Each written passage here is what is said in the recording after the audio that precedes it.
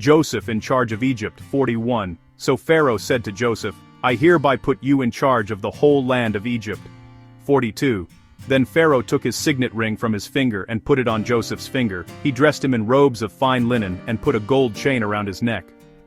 43. He had him ride in a chariot as his second in command. Then people shouted before him, Make way! Thus he put him in charge of the whole land of Egypt. 44.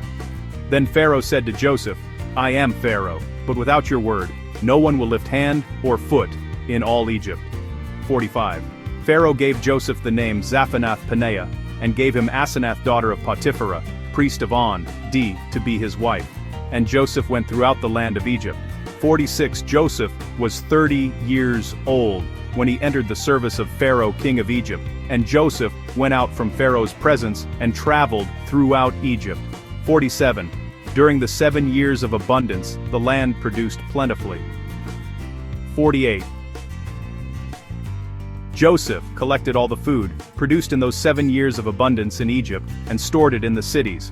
In each city he put the food grown in the fields surrounding it.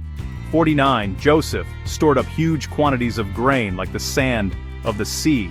It was so much that he stopped keeping records because it was beyond measure. 50. Before the years of famine came, 2 sons were born to Joseph by Asenath daughter of Potipharah, priest of On. 51. Joseph named his firstborn Manasseh, and said, It is because God has made me forget all my trouble and all my father's household. 52. The second son he named Ephraim, and said, It is because God has made me fruitful in the land of my suffering. 53. The 7 years of abundance in Egypt came to an end. 54. And the 7 years of famine began, just as Joseph had said. There was famine in all the other lands, but in the whole land of Egypt there was food. 55.